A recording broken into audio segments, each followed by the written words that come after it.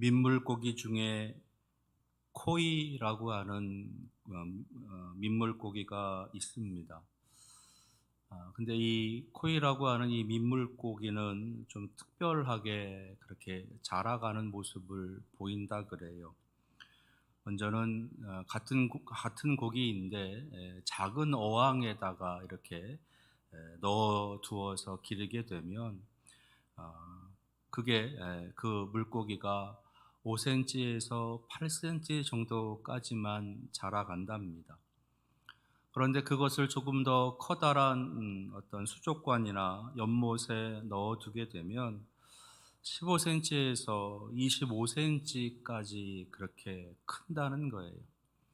그리고 좀 더 큰 이제 강물이나 아니면 더 큰 어떤 그런 물에 방류하게 되면 그게 90에서 120cm, 그러니까 약 1m가 넘는 그런 물고기로 자라간답니다. 어항에 있을 때는 한 손바닥 정도밖에 안 됐던 물고기가 강에 이제 방류를 하게 되면 1m가 넘는 그런 큰 물고기로 자라간다는 거지요. 그러니까 주어진 환경에 맞춰서 그 물고기의 크기가 다르게 자라가게 된다는 겁니다. 우리 사람도 그와 같은 모습으로 우리의 모습들이 성숙되어져 가는 거지요. 어떤 사람은 작게, 또 어떤 사람은 크게 그렇게 자라가게 되는데, 어떠한 경우에 사람들이 그렇게 성장하고 성숙되어지느냐? 그 사람을 믿어줄 때, 그리고 그 사람에게 사랑하고 아껴줄 때, 그리고 그 사람을 인정해 줄 때, 그 사람은 성장하고 성숙되어 간다는 겁니다. 비록 보기에는 좀 연약해 보이고 보기에는 좀 어리숙해 보여도 그 사람에 대해서 끊임없이 믿어주고 사랑하고 아껴주고 인정해주게 되면 점점 더 그가 자라서 훌륭한 사람으로 성장하고 성숙되어져 간다는 거예요. 우리의 믿음의 모습도 이와 아주 흡사합니다. 우리의 믿음의 모습, 처음 시작은 다 연약함으로 시작을 합니다. 그러나 믿음을 갖고 시작하는 그 사람을 믿어주고 또 아껴주고 인정해주게 되면 그 믿음의 모습이 점점 성장하고 성숙되어져서 믿음의 굳건한 그런 신앙인으로 온전하게 서게 된다는 겁니다. 우리가 계속 지금 창세기에 있는 말씀, 그리고 창세기 12장에 있는 말씀부터 계속 만나게 되는 성경 인물이 바로 이 아브람이라는 사람을 계속 만나고 있는데, 이 사람을 하나님께서 이제 믿음의 조상으로 계속 이제 성장하고 성숙시켜 가시는 그런 모습을 우리가 보게 되는 겁니다. 처음부터 이 아브람이 믿음의 조상으로 굳건하게 세워진 사람이 아니라는 거죠. 우리와 똑같이 연약하고 우리와 똑같이 부족함으로 시작을 하지만 점점 그의 믿음이 성장하고 성숙되어져 가는 모습을 이제 하나님께서 그렇게 만들고 계시는데, 오늘 말씀 속에서는 그 하나님께서 그렇게 만들어 가고 계시는 아주 중요한 아주 비밀을 우리에게 알려주고 계시다는 거예요. 그래서 오늘은 그 하나님께서 우리의 믿음을 성장시켜 가시는, 아브람을 포함한 우리의 믿음을 성장시켜 가시는 아주 중요한 그 포인트를 같이 살펴보면서 우리의 믿음도 그렇게 성장과 성숙됨으로 나아갈 수 있는 그런 어떤 시작, 그런 출발이 되기를 원합니다. 오늘 함께 말씀을 나누게 되는 이 말씀의 패턴은 지난주와 마찬가지로 굿, 배드, 굿뉴스, 굿이라고 하는 이 패턴으로 이제 말씀을 함께 나누도록 하겠습니다. 첫 번째 굿입니다. 굿. 하나님께서 우리 사람을 처음 만들어 주셨을 때, 우리 인간을 처음 창조해 주셨을 때에 우리 인간은 아주 영광스러운 존재들, 존귀한 존재들이었습니다. 하나님의 형상을 닮은 존재들이었어요. 그리고 하나님으로부터 전권을 위임받아서 이 땅에 있는 모든 피조물들을 잘 다스리고 돌볼 수 있는 그러한 통치의 대리자로 세움을 받은 사람들이었습니다. 하나님께서 주셨던 그 에덴 동산이라고 하는 곳에서 하나님 주시는 복을 누리고 평안함으로 살 수 있었던 존재였습니다. 하나님과 대면해서 이야기를 나누고 동산을 거닐면서 산책하면서 그렇게 하나님께서 만들어 놓으신 그 아름다운 세상을 함께 찬양할 수 있었던 존재였습니다. 하나님의 손길이 필요한 곳에 우리가 대신 가서 그들을 돌보고 또 다른 피조물들을 관리하면서 그렇게 살았던 존재였습니다. 하나님을 대신해서 이 세상을 그렇게 돌보는, 세상을 섬기는 하나님의 형상이었습니다. 하나님께서 믿고 맡긴 존재들, 하나님께서 모든 것들을 믿고 맡기면서 다 위임해 주셨던 그런 다스림의 대리자들이었습니다. 하나님의 관심, 하나님의 사랑을 한 몸에 받고 있었던 존재, 하나님의 기대, 하나님의 꿈을 한 몸에 받고 있었던 존재가 바로 우리들이었다라는 겁니다. 그리고 지금도 여전히 우리는 하나님 앞에 그런 존재들이에요. 하나님의 사랑을 한 몸에 받고 하나님의 기대와 꿈을 한 몸에 받고 있는 존재들입니다. 여전히 우리 안에 하나님의 형상이 있고 여전히 우리 안에 하나님을 대신해서 이 온 세상을 다스릴 수 있는 그런 통치의 권한이 우리에게 있는 존재들입니다. 물론 죄로 인해서 그것이 상당히 많은 부분 흠집이 생기고 깨어지기도 하고, 그래서 다른 것에 더 많은 관심과 열정을 쏟고 헛된 꿈을 꾸고 헛된 삶을, 또 그리고 어둡고 악한 삶을 살아가기는 하지만 그럼에도 불구하고 여전히 우리는 그러한 존재들이다라는 겁니다. 그것이 하나님께서 우리를 처음 만들어 주셨던 모습, 그리고 여전히 우리 안에 감춰 있는, 우리 안에 우리 내면에 숨겨져 있는 하나님의 거룩한 모습이다라는 거죠. 그것을 계속 이제 우리가 성장시키고 성숙시켜 가는 과정이 믿음의 삶이고 신앙의 과정이 되는 겁니다. 그런데 우리들 마음에 삶을 살아가면서 불안과 두려움이라고 하는 그 어둠의 마음이 우리에게 찾아올 때가 있습니다. 불안하고 두렵고, 오늘 함께 읽은 말씀에 이 아브람에게도 이런 불안과 두려움이 나타났습니다. 오늘 1절에 있는 말씀을 보니까 하나님께서 이 아브람에게 나타나셔서 하시는 그 첫 마디가 뭐냐, 아브람아 라고 이 아브람을 부르시면서 두려워하지 말라. 지금 아브람이 두려워하고 있다는 거지요. 구체적으로 그 이유가 무엇인지 우리는 정확하게 알 수는 없지만 오늘 말씀을 통해서 이 아브람이 두려워하고 있는 이유에 대해서 우리가 생각해 볼 수가 있는 겁니다. 먼저는 지금 이 아브람이 두려워하고 있는 그 이유, 그것은 이전에 이 아브람이 했었던 한 큰 사건 때문에 그런 거예요. 지지난주에 살펴봤었는데 창세기 14장에는 이 아브람이 이제 조카 롯을 구출하기 위해서 자신이 거느리고 있었던 군인들을 데리고 가서 이 조카 롯을 구출해내는 그런 사건을 기록하고 있습니다. 메소포타미아 지역에 있었던 5개의 큰 부족들이 연합해서 이 가나안 지역에 있었던 5개의 부족들을 다스리고 그들에게서 많은 것을 빼앗아 가고 있었던 그 모습에서 이제 이 가나안 족속에 있었던 사람들이 반란을 일으키게 되고 그 과정에서 결국은 그들이 다 패하게 되고 포로까지 끌려가게 되는 그런 사건이 있었던 거예요.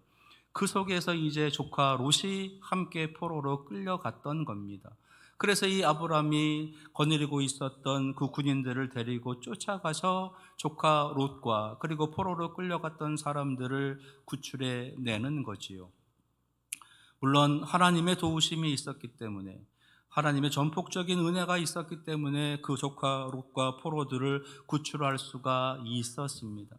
그래서 그것을 하나님께서 나를 이렇게 승리하게 하셨노라고 하나님 앞에 기뻐하고 감사하면서 하나님의 제사장이라고 불렸던 멜기세덱에게 귀한 것으로 11조와 10분의 1을 그에게 드리면서 하나님의 영광을 높여 드리는 모습을 보였던 겁니다. 그렇게 하나님의 엄청난 능력 가운데, 하나님의 기적 같은 역사하심 가운데, 하나님의 은혜와 은총이 충만한 가운데 그 일을 행한 후에 이 아브람에게 두려움이 왔다는 거예요.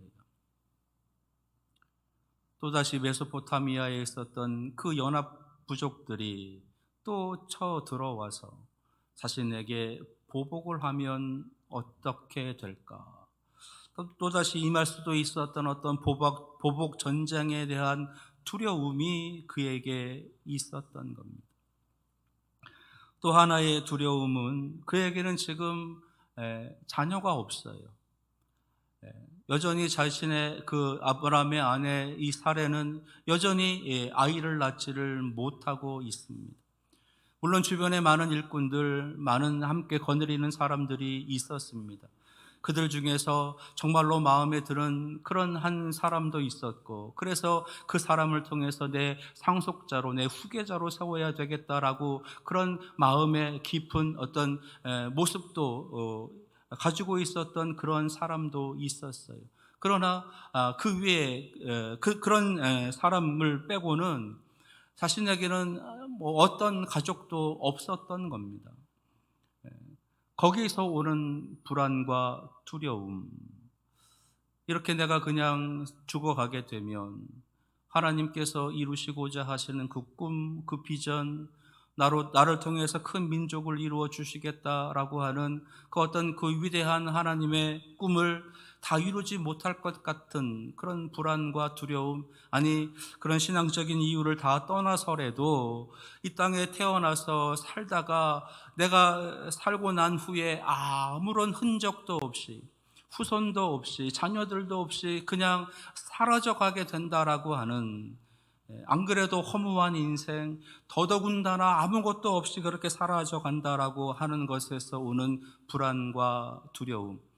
내가 이렇게 생을 끝내게 되겠구나. 내가 이렇게 생을 마감하게 되겠구나. 내가 아무것도 남기지 못하고 아무것도 쓸모없는 그런 존재로 그렇게 잊혀져 가겠구나라고 하는 것에서 오는 불안과 두려움, 그러한 것들이 이 아브라함에게 찾아왔다는 겁니다. 이런 불안과 두려움이 아브라함에게만 있느냐? 그렇지 않아요. 우리들에게도 있습니다. 그동안 열심히 살아온 인생입니다. 나름대로 최선을 다해서, 힘을 다해서, 열정을 쏟아서 살아온 인생입니다. 소위 제대로 먹지 않고, 제대로 입지도 않고, 제대로 살지도 못하고, 제대로 누려보지도 못하고, 그렇게 살아온 인생입니다. 끊임없이 일하고 땀 흘리고 그러면서 열심히 그저 그렇게 살아온 인생. 그런데 그런 인생 끝에 남은 것이라고는 아무것도 없을 것 같은, 그 누구도 나에게 위로가 되어주지 못하고, 그 누구도 나에게 기쁨이 되어주지 못하고, 그 누구도 내 마음을 알아주지 못할 것 같은 그래서 그냥 이렇게 내 인생이 끝나버릴 것 같은, 그렇게 내 삶이 끝날 것 같은 그런 불안과 두려움, 거기다가 신앙적으로도 그동안 열심히 하나님을 믿고 의지하며 살았었는데, 그 하나님을 믿고 의지하고 살았었던 그 신앙의 삶의 끝이 겨우 이런 것인가? 그 믿음 생활을 하면서, 신앙 생활을 하면서 살아왔었던 삶의 결과적인 모습이 이런 것인가? 라고 하는 것에서 오는 불안과 두려움. 분명히 하나님께서 나를 향한 꿈이 있었고, 나를 향한 기대가 있었고, 나를 통해서 이루시고자 하시는 비전이 있었을 터인데, 그것을 내가 지금 하고 있는가, 내가 이루고 있는가, 이루어 왔는가? 라고 하는 것에서 오는, 그래서 혹시 하나님께서 나를 버리신 것은 아닌가? 나를 떠나신 것은 아닌가? 나는 하나님의 사람이 아니었던가? 내 신앙이 온전하지 못했던 것은 아닌가? 라고 하는 것에서 오는 불안과 두려움, 이런 것들이 우리들에게 있다는 거예요. 조금 더 크게 간다면, 코로나19라고 하는 이 상황으로 인해서 벌써 1년 6개월이 가까이 되어지는 이 상황을 살아가는 우리들, 그 상황 속에서 엄청난 교회의 타격, 엄청난 교회의 하락세, 전도의 문이 다 막혀버리고 선교의 길도 막혀버리고 성도들 간의 교제의 장도 원활하게 이루어지지 못하고 있고, 심지어 예배조차 편하게 드릴 수 없는, 자유롭게 드릴 수 없는 지금의 이러한 상황, 수도권 지역의 4단계 거리두기가 지금 지켜지게 됩니다. 여전히 사람들은 이제 교회를 또 바라보게 될 것입니다. 교회들은 또 어떻게 할까? 교회들이 또 모일까? 우리 청주 지역에도 마찬가지이지요. 지금 현재 1단계로 아주 완화된 그런 가운데 예배를 드리고 있습니다. 전체 인원의 50%, 저희 교회 같은 경우에는 한 번에 100명이라고 하는 사람들이 모여서 예배 드릴 수가 있어요. 물론 백신을 접종하신 분들은 그 숫자에서 제외되기도 합니다. 그런데 아마도 조만간 이 청주 지역도 마찬가지로 이제 2단계, 2.5단계 더 강화된 사회적 거리두기침이 내려올 것으로 보여집니다. 그러면 또다시 전체 인원의 30%, 전체 인원의 20%라고 하는 그 제한된 인원으로 예배 드릴 수도 있고, 더 강하게 되면 비대면으로 예배 드릴 수밖에 없는 그런 상황이 주어지게 되는 겁니다. 그러면 또 지역에 있는 사람들이 교회들을 바라보게 되지요. 저 교회는 어떡할까? 저 교회는 모일까 안 모일까? 모이면 왜 모이냐? 저들이 또 어떤 확진의 온상이다라고 하는 그런 아주 불쾌한 시선들을, 따가운 시선들을 교회를 향해서 뱉어내게 시작할 것입니다. 그래서 점점 더 신앙생활하는 것이 부담되고, 신앙생활하는 것이 즐겁지 않고, 신앙생활하는 것에 눈치가 보여지게 되고, 우리 성인들도 그런데 교회 학교는 더 하게 됩니다. 부모님 말 한마디에 교회를 나올 수가 없어요. 우리 교회 학교뿐만 아니라 전국에 있는 교회 학교가 엄청난 타격을 입었습니다. 교회 학교마다 70%, 80%의 인원이 줄게 되었어요. 우리 자녀들이 하나님의 말씀을 배우고 하나님 앞에 기도하고 그렇게 신앙으로 훈련되어져 가야 될 우리의 자녀들이, 안 그래도 그 수가 줄고 인구가 줄고, 그래서 점점 더 교회가 줄어들고 있는, 성도들의 숫자도 줄어들고 있는 이런 추세 속에서 그것이 더 줄어들게 되어지는 그런 시대를 지금 우리가 살아가고 있는 겁니다. 그래서 교회를 바라보는, 우리 신앙을 갖고 있는 우리 성도들을 바라보는 그 모습, 그러한 모습들을 바라보면서 왠지 모를 불안과 두려움들, 이러다가 최악의 상황으로 빠져버리는 것은 아닌가? 저 유럽에 있는 교회들을 서구의 서방에 있는 교회들처럼 그렇게 허울뿐인 교회로 전락해 버리는 것은 아닌가라고 하는, 너무 먼저 가 있는 이야기일 수도 있으나 그런 불안과 두려움, 그런 것이 우리들에게 있다는 거지요. 물론 목사인 저는 더 심각하게 그러한 상황을 접하고 있는 것이고, 여러분들 중에서도 아마 목사들만큼이나 그러한 마음을 갖고 계신 분도 있으실 겁니다. 뭐 그런 걸 다 떠나서 내 지금 당장의 삶의 괴로움들, 고난들, 이 코로나19로 인한 어떤 삶을 계속해서 유지해 가고 영위해 갈 수 없다라고 하는 것에서 오는 많은 불안과 두려움도 있다는 거지요. 그런 우리들을 향해서, 그런 아브람을 향해서 하나님께서는 먼저 찾아오셨습니다. 이번에도 먼저 오셔서 그에게 말씀하십니다. 아브람아, 두려워하지 말라. 그러시면서 하나님께서 이런 약속의 말씀을 또 한 번 들려주고 계십니다. 3절입니다. 4절입니다. 여호와의 말씀이 그에게 임하여 이르시되 그 사람이 내 상속자가 아니라 내 몸에서 날 자가 내 상속자가 되리라. 그리고 이어서 그를 이끌고 밖으로 나가 이르시되 하늘을 우러러 무뼈를 셀 수 있나 보라. 또 그에게 이르시되 내 자손이 이와 같으리라. 미래에 대한 불안과 두려움들, 하나님을 향한 신앙, 그리고 하나님의 꿈을 향한 그 꿈을 향한 불안과 두려움에 처해져 있는 이 아브람을 향해서 너를 통해서 태어나게 되는 그 아들이 내 상속자가 될 것이다. 그리고 그 아들로 말미암아서 그 자손들이 번성해 가기 시작을 하고 그 자손들이 하늘의 별과 같이 많아지게 될 것이다 라고 하는 것을 하늘의 별을 보여주시면서 말씀해 주고 계시는 겁니다. 그 말씀은 무슨 의미인가? 저 하늘에 있는 별을 보라. 저 별을 누가 만들었느냐? 저 별을 내가 만들었다. 내가 하나하나 그렇게 내가 만들어서 그렇게 환하게 비치게 하고 있는 것이다.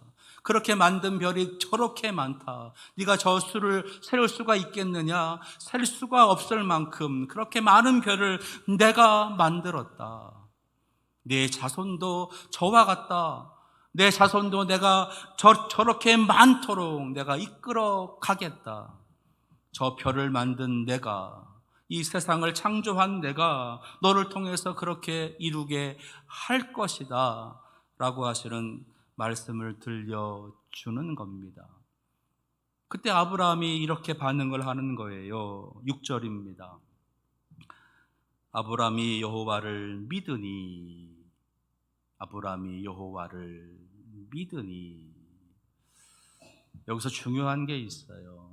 여기서 하나님께서 하늘의 별과 같이 내 자손을 내가 번성하게 하겠다, 내게서 난 아들을 통해서 내가 상속자로 삼겠다라고 하시는 그 말씀, 이 말씀이 지금 이 아브라함에게 처음 주시는 말씀이냐? 그렇지 않아요.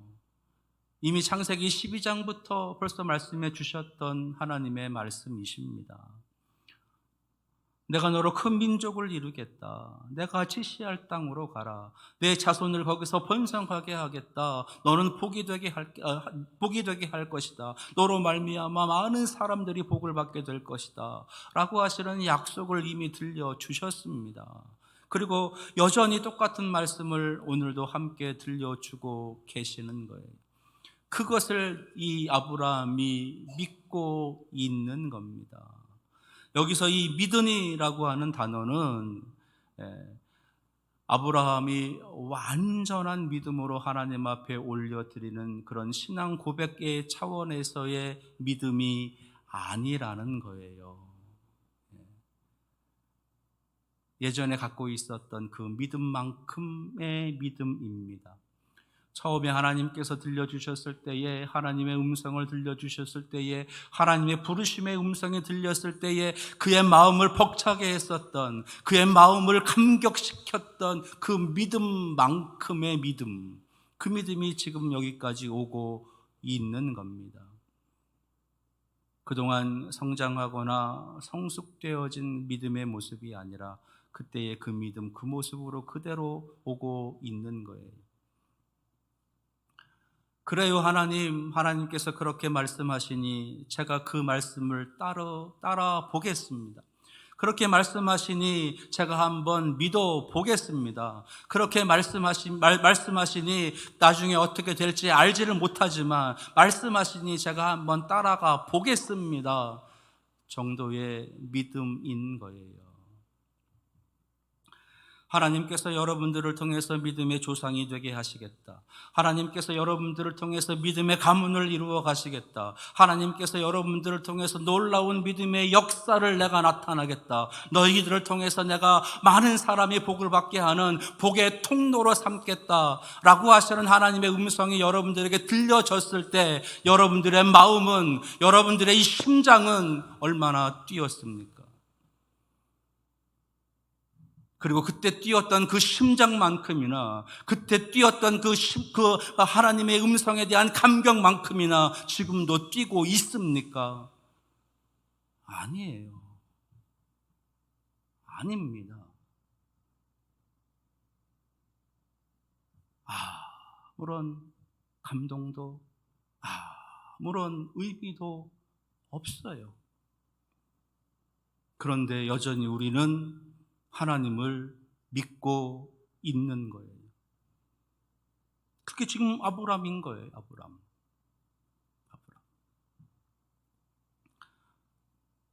근데 놀라운 비밀이 그 뒤에 담겨져 있습니다.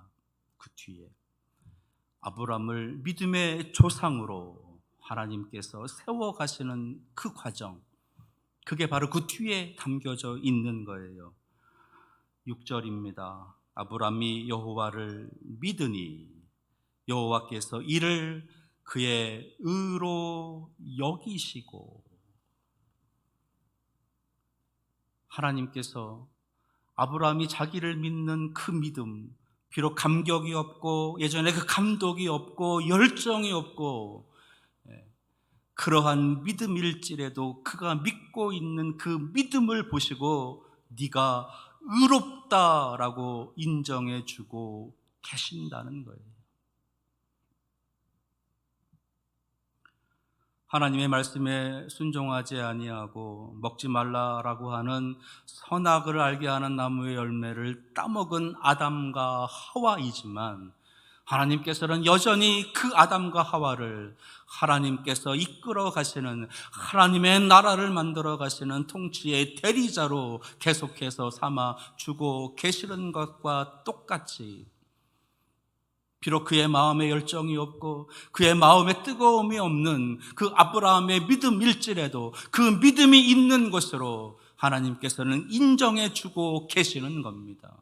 그래, 지금은 네가 조금은 연약해 보이지만, 지금은 없어 보이지만, 지금은 아무것도 아닌 것처럼 보이지만 분명히 내가 너를 믿음의 조상으로 만들어 줄 거다. 지금의 그 믿음이 그렇게 될 거다. 그래서 나는 너를 인정한다. 그 말씀을 하고 계시는 거예요. 놀라운 거는요, 이제 이 아브라함이 그 뒤에 이제 하나님께서 그렇게 하나하나에 만들어가는 과정을 통해서 아주 믿음의 절정을 보여주고 있는 한 사건을 우리에게 나타냅니다. 그게 창세기 22장이에요. 창세기 22장. 궁금하신 분들은 한번 찾아보세요. 창세기 22장이 무슨 사건인가? 15장부터 시작을 해서 22장까지 이제 아브라함은 여러 가지 많은 삶의 과정들을 통해서 하나님께서 이끌어 가시는 믿음의 조상으로서의 모습으로 하나씩 성장되고 성숙시켜 가고 있는, 하나님을 따라가고 있는 모습을 보이고 있는 겁니다. 조금 다른 표현으로 하게 되면 이제 이 아브라함은 하나하나 그의 삶의 방향을, 삶의 목적을 하나님을 향한 것으로 선택해 가고 있는 것이에요. 하나님을 향한 선택, 하나님의 말씀을 향한 선택으로 그가 하나하나 나아가고 있다라고 하는 겁니다. 믿음이냐 물질이냐 의 선택에서 그런 믿음을 선택을 합니다. 믿음이냐 영화냐라고 하는 선택에서 그런 믿음을 선택을 합니다. 믿음이냐 일터냐라고 하는 선택에서 그는 믿음을 선택을 하게 되는 거예요. 나아가서 믿음이냐 생명이냐라고 하는 선택에서 그는 믿음을 선택을 하는 겁니다. 믿음이냐 죽음이냐 믿음이냐 삶이냐라고 하는 선택에서 이 아브라함은 믿음을 선택하는 그런 믿음의 사람이 되어져 가는 겁니다. 우리의 삶의 한 과정 한 단계를 그렇게 믿음을 향한 선택으로 바꾸어 가고 있는 거예요.